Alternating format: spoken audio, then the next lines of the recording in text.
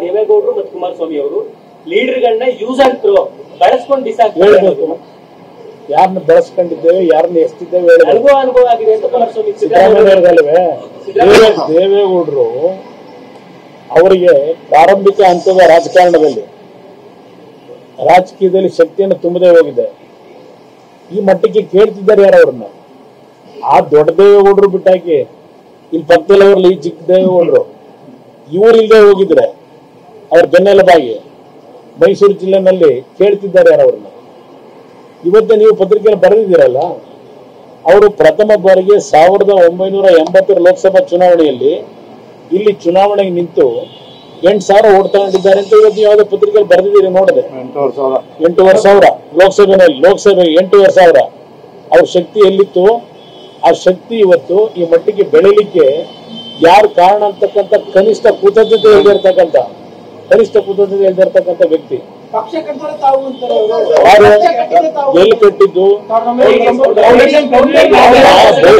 ಕಾಂಗ್ರೆಸ್ ಪಕ್ಷನ ಅವರೇ ಕಟ್ಟಿರೋದು. 1952 ಕಾಂಗ್ರೆಸ್ ಪಕ್ಷನ ಇವರೇ ಕಟ್ಟಿ ಮುಖ್ಯಮಂತ್ರಿ ಆಗಿರೋದಲ್ವಾ?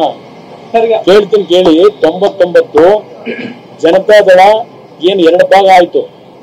ಅವತ್ತು ಜಾತ್ಯತೀತ ಜನತಾದಳ ಅಂತಕ್ಕಂಥ 99 ಪ್ರಾರಂಭ ಆದಾಗ ಅವರು ಸೋತರು, ನಾನು ಸೋತೆ, ದೇವೇಗೌಡರು ಸೋತರು, ರೇವಣ್ಣ ಅವರು ಸೋತರು, ಜಿಡಿ ದೇವೇಗೌಡರು ಸೋತರು, ಎಲ್ಲ ಸೋತಿದ್ದು.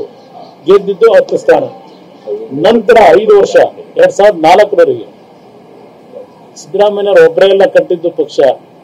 ಕುಮಾರಸ್ವಾಮಿದು ದೇಣಿಗೆ ಇದೆ. ಅವತ್ತು ದುಡ್ಡನ್ನ ಸಾಲ ಸೋಲ ಮಾಡಿ ಹಣ ತಂದು ಸಂಘಟನೆಗೆ ಹಣ ಖರ್ಚು ಮಾಡಿದವ್ರು ನಾವು, ಜನ ಸೇರಿಸ್ತಿದ್ದವ್ರು ನಾವು, ಟೆಂಟ್ ಹಾಕ್ತಿದ್ದವ್ರು ನಾವು, ಬಂದು ಕಾಲ ಮೇಲೆ ಕಾಲ ಹಾಕೊಂಡು ವೇದಿಕೆ ಮೇಲೆ ಭಾಷಣ ಮಾಡೋಯ್ತಿದ್ದು ಇವರ ಸಾಧನೆ. ಆ 5 ವರ್ಷ ಚುನಾವಣೆ